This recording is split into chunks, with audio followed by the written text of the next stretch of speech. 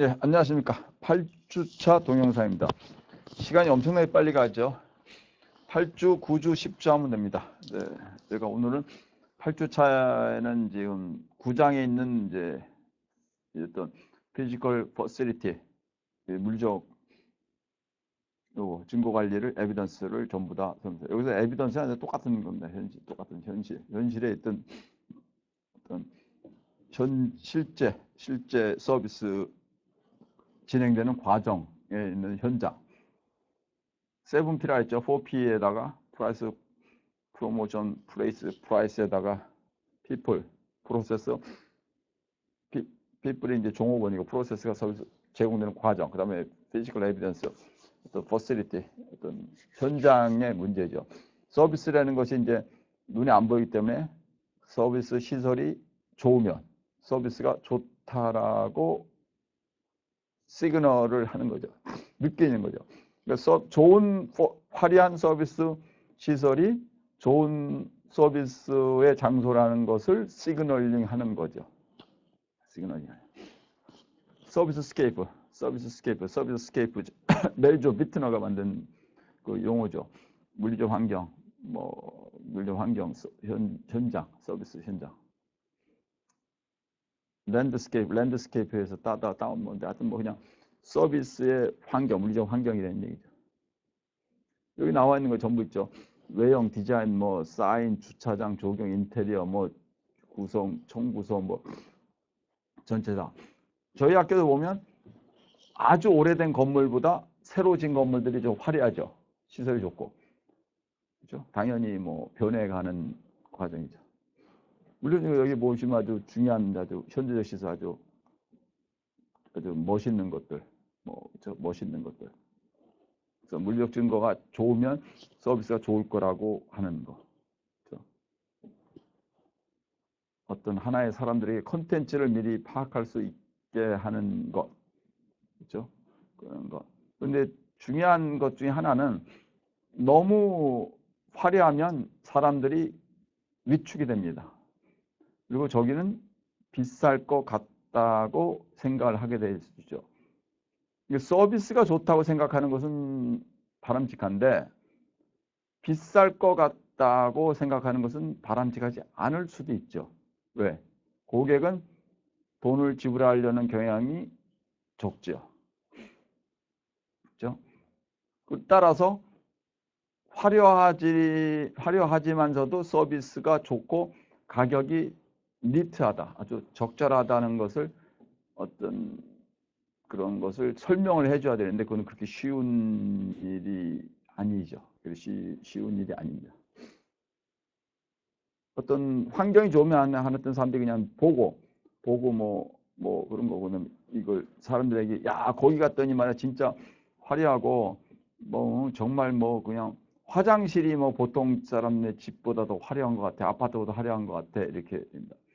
제가 이제 백화점 업체 자문 교수를 할 때 이제 일단은 그 당시에는 이런 서비스케이프라는 개념도 없을 텐데 제가 이제 그때 이런 얘기를 했습니다.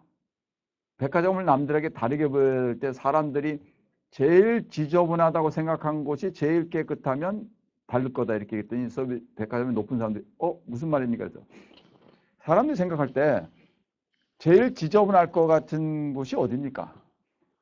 화장실 혹은 부엌에서 저기 조리하는데, 그렇죠? 쓰레기장, 쓰레기 태우는데 이런 데죠. 백화점이기 때문에 조리하는 데도 저 안에고 조리하는 데를 잘 안 보여주니까 못 보는데 화장실은 이제 가야죠. 그 화장실을 깨끗하게 해놓으면 사람들이 와, 이 백화점은 화장실이 이렇게 깨끗하니까 다른 데들은 실제 깨끗할 것이다. 물론 실제 깨끗하게 백화점엔 유리창이 별로 없고 에스컬레이터 이런 거만 좀 닦아오면 되니까 그래서 화장실에서 갓난아기들 우유를 먹일 수 있는 정도가 되는 것이 바람직하지 않겠냐 했더니 그때 그렇게 얘기를 한 적이 있습니다. 그랬더니 사람들이 그것도 그렇게 되면 손님들이 어떻게 생각합니까? 야, 저 백화점은 좀 달라. 그리고 그걸 사람들끼리 얘기하는 워드 마우스가 생기는 거죠. 서비스 촉진이 되는 거죠. 관계를 할 수 있는 하나의 어떤 장소. 그러니까 거기서 편안하게 클럽 매도 그리고 스타벅스도 주로 이제 스타벅스 같은 게 사람들이 가면 한번 앉아가지고 그냥 쭉 오랜 시간을 거기서 사람들과 보내준 아늑한 장소 있죠.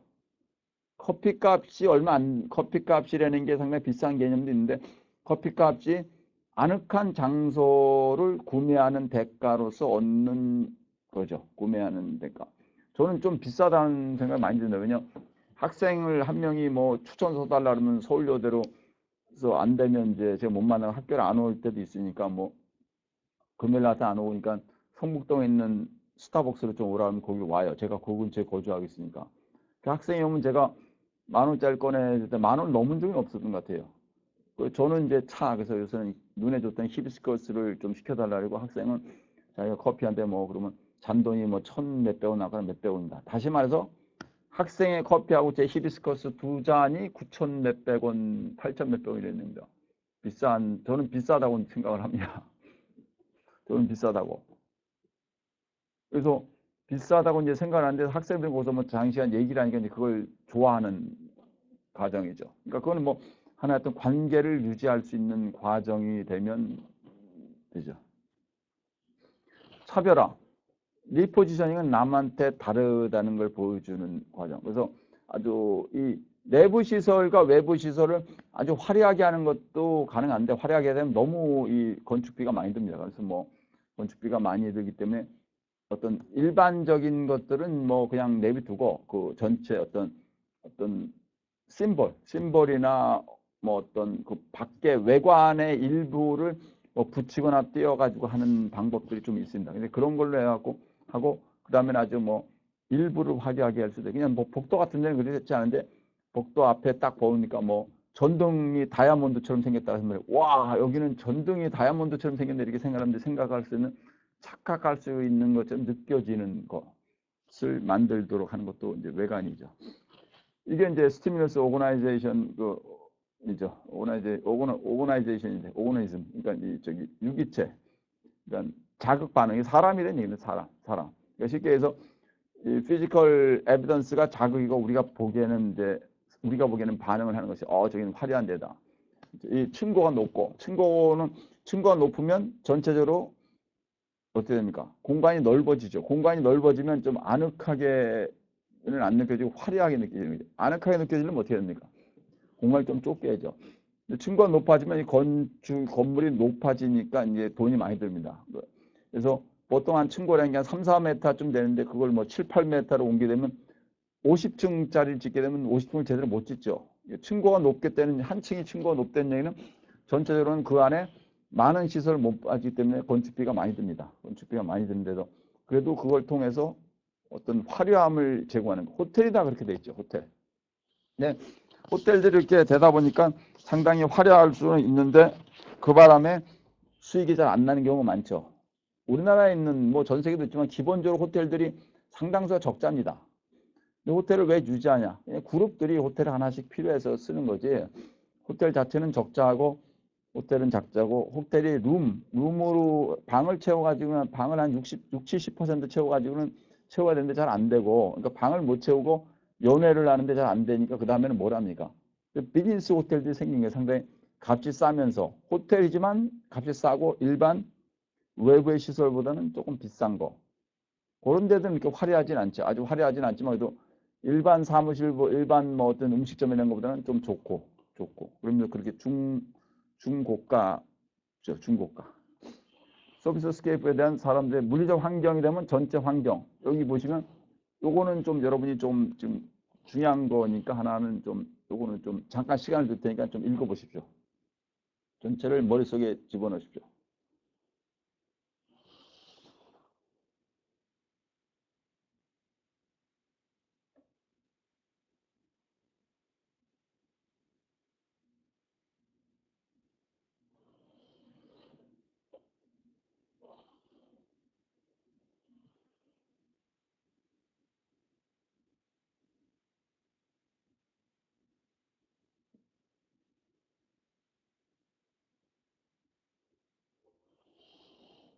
주위 환경 있죠. 뭐 그다음에 공간, 그다음에 사인, 뭐 이런 공예품, 뭐 진열된 것들. 여기 대해서 서비스 현장을 인식하고 나면 어떻게 됩니까? 내적 반응, 인지, 감정, 뭐 그렇죠? 어떤 생리 이런 감정, 인간으로서의 감정. 그 다음에 거기다 행동을 하는 거죠. 개인 행동들이 어떤 행동들이 나온다. 상호작용도 나오고. 상호작 심볼리 인터액션이즘 같은 게 이제 상호작용을 하는 가. 그렇죠? 그렇게 느껴지는 것들. 이, 저기, 벽이 이 콘크리트 벽이 아니고 나무로 이 벽을 하게 되면 건강에 상당히 좋다고 합니다. 그래서 나무라는 게 이제 자란 거고 콘크리트라는 건 이제 무생물인데 나무는 생물이었죠.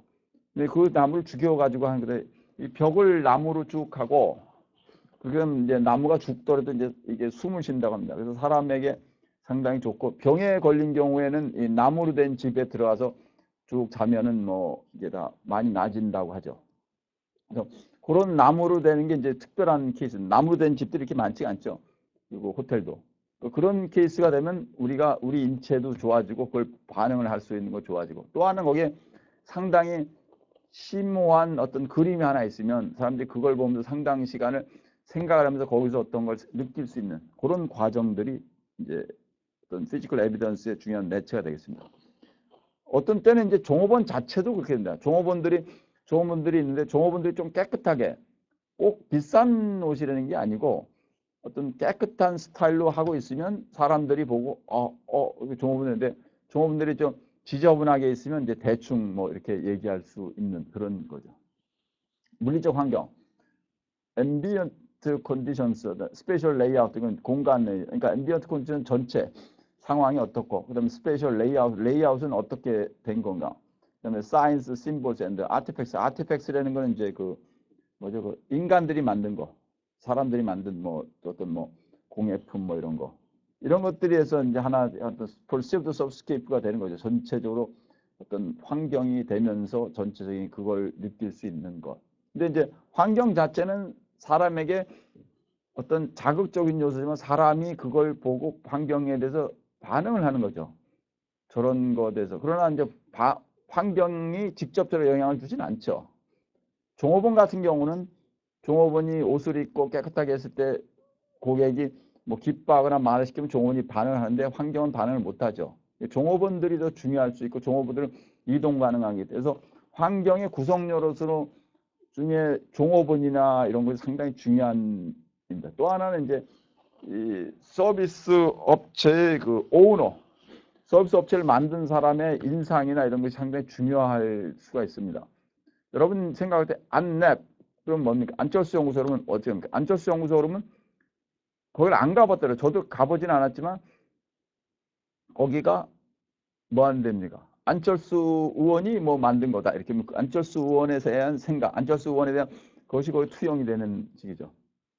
호텔도 마찬가지고 학교도 그러고 그래서 그 설립자나 주도를 했던 사람의 이미지가 거기에 투영이 되면서 사람들이 그걸 보고서도 느끼는 그러니까 설립을 했던 사람이 상당히 검소한데 상당히 깨끗하게 입고 다녀.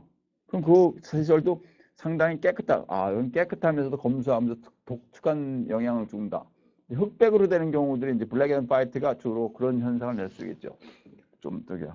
그러면 이제 컬러풀한 경우는 이제 상당히 옷 중에 보면 이세이 미야케라는 게 있습니다. 제가 뭐 백화점 자문교수 할 때 뭐 본 이세이 미야케 아주 화려한 스타일의 옷 그런 걸 보고서 이제 사람들이 보고 화려한 스타일의 옷을 보고 하는 그런 반응.